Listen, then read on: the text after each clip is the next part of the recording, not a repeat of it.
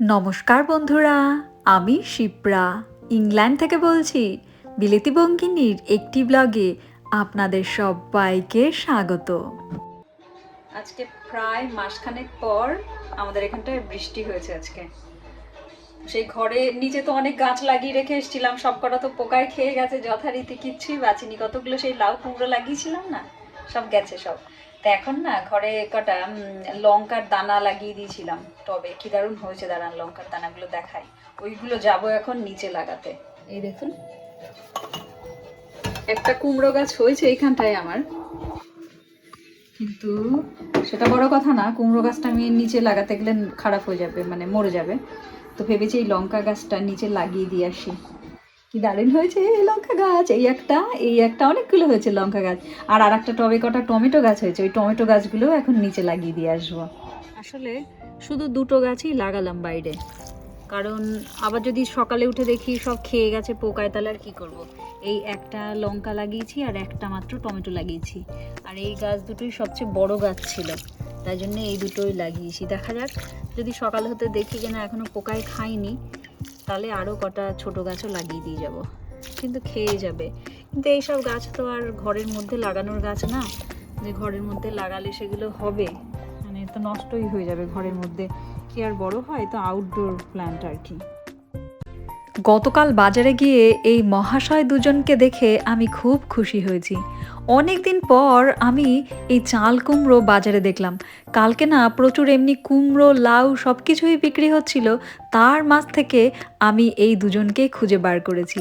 আর ছোট্টবেলায় আমার মাকে যতবার চাল কুমড়ো কাটতে দেখেছি, প্রথমেই দেখতাম একটা পাতা পুঁতি কাগজপত্র যাই সামনে থাকতো সেইটা আমার সামনে দিয়ে তারপর চাল কুমড়ো কাটতো।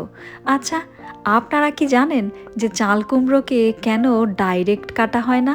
আমাকে কমেন্ট বক্সে জানাবেন কিন্তু।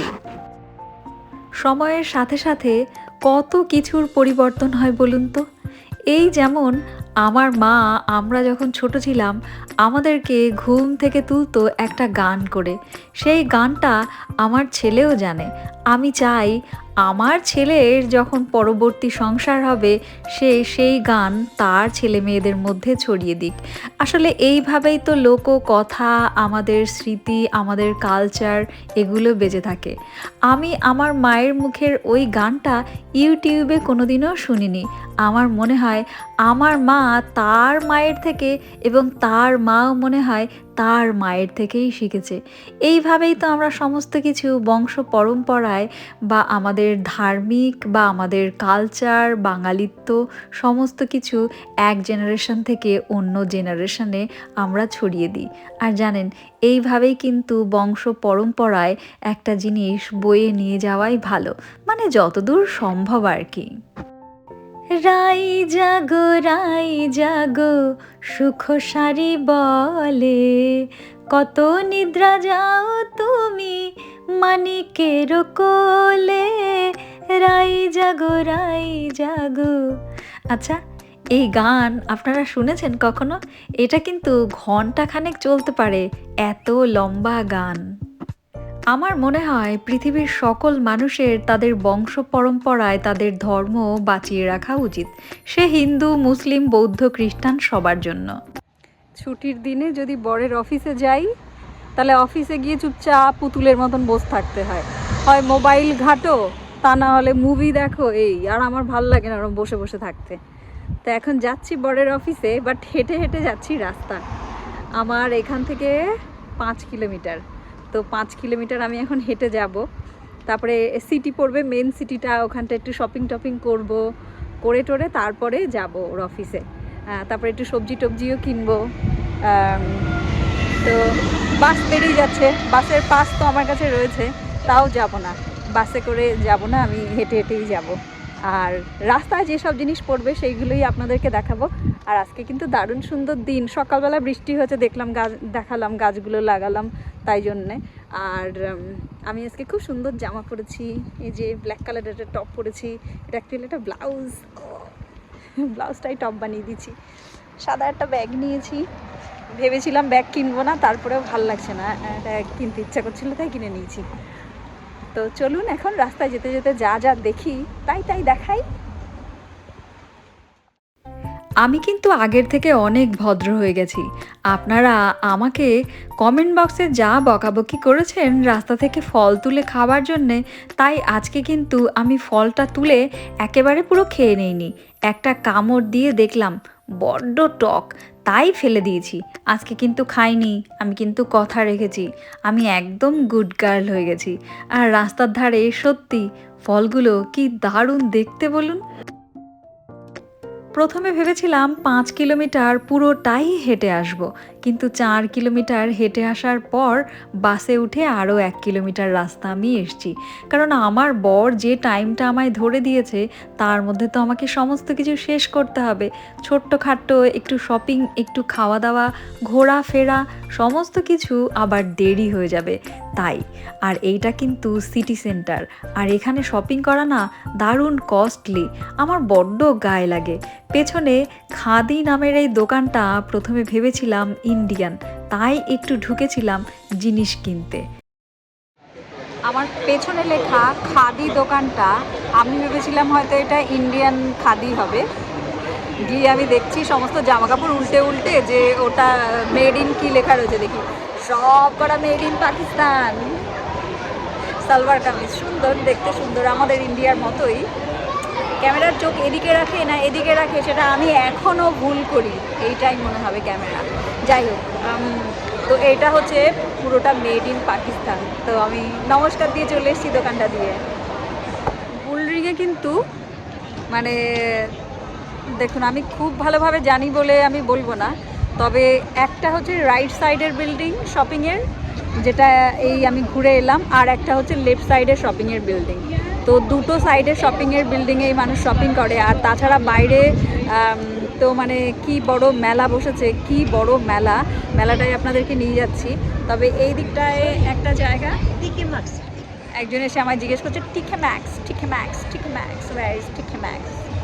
আরে না, তা এই দিকটায় হচ্ছে আর একটা, এই দিকটা আর একটা শপিং সেন্টার। তো এই দুটো দিকে দুরকম সবাই, মানে দুটোই সব শপিংয়ের জায়গা। আর এইবার আমি আপনাদেরকে নিয়ে যাব স্ট্রেট এই দিকটা থেকেই মেলাটা শুরু হয়েছে। প্রচুর খাবারের দোকান এখানটায়,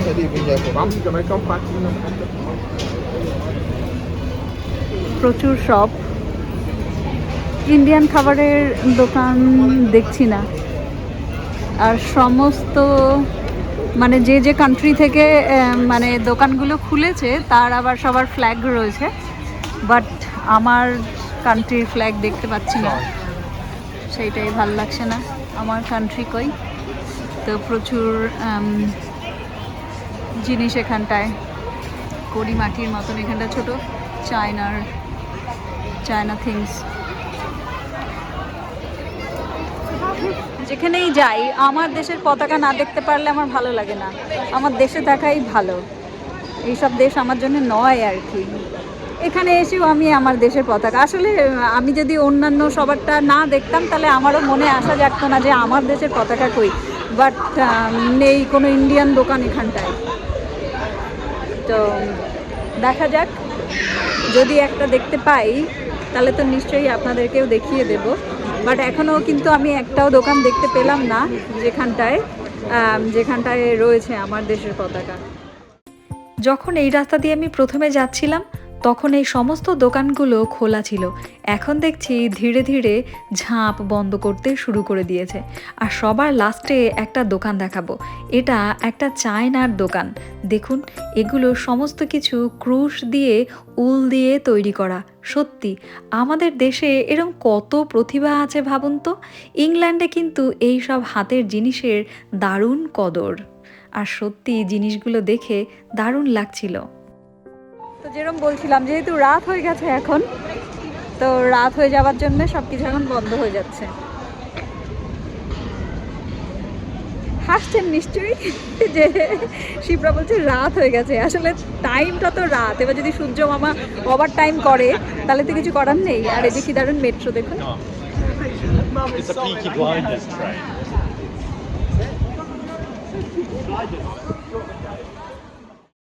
বন্ধুরা, আপনারা কি জানতেন যে ইংল্যান্ডে মেট্রোকে টিউব বলে? আমার কিন্তু জানা ছিল না। আমি ইংল্যান্ডে আসার পরেই জেনেছি যে মেট্রোকে টিউব বলা হয়। আমাকে কমেন্ট বক্সে জানাবেন কিন্তু যে আপনারা যদি আগের থেকেই মেট্রোকে টিউব বলে সেটা জানতেন। এইবার চলে এসেছি আমার কর্তামশায়ের কাছে। এইবার এখান থেকে আমরা সোজা চলে এলাম মরিশাসে। আর সমস্ত জিনিস তো নেওয়া হয়ে গেছে, আর ঠাকুরের প্রসাদ কেনার সময় সবচেয়ে হয় ঝামেলা, কারণ প্রতিটা এই মিল প্রোডাক্টের মধ্যে দেওয়া থাকে ডিম, তাই প্রচুর খুঁটিয়ে পড়ে পড়ে কিনতে হয়। অনেক খোঁজাখুঁজি করার পরেও আমার ঠাকুর যে প্রসাদ খায় সেই প্রসাদ খুঁজে পেলাম না, তবে এইখানটায় পেয়ে গেছি আমার বরের ফেভারিট চকলেট ফ্রেয়ারসে। আর এই চকলেটগুলো খেতে আমারও তেমনি লাগে। আমি বাড়িতে যাওয়ার আগেই অনেকেই আমাকে কল করে বলে যে ইংল্যান্ড থেকে চকলেট নিয়ে আসিস, ইংল্যান্ডে তো চকলেটের দাম কম। আসলে একটা কথা বলি, ইংল্যান্ডে চকলেটের দাম একদমই কম নয়। এই যেমন এক প্যাকেট ফ্রেয়ারসের দাম ইংল্যান্ডে 12 পাউন্ড। 12 পাউন্ড মানে 12 টাকা নয় কিন্তু। আর ইন্ডিয়াতে কিন্তু এই সেম চকলেটটাই ওই 900-1000 টাকায় পাওয়া যায়।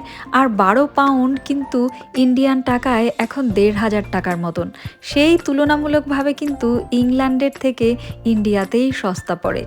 ফিরছি এখন বাড়ি বন্ধুরা, আর বিলেতি বঙ্গি নিয়ে আজকের ব্লগটা এখানেই রাখবে। পরের একটা ব্লগে আবার ইংল্যান্ডের কাহিনী নিয়ে আপনাদের সামনে বিলেতি বঙ্গিনী চলে আসবে। আর ততদিন সবাই ভালো থাকবেন, সুস্থ থাকবেন, পরিবারের সবাইকে সুস্থ রাখবেন। Tata, bye bye.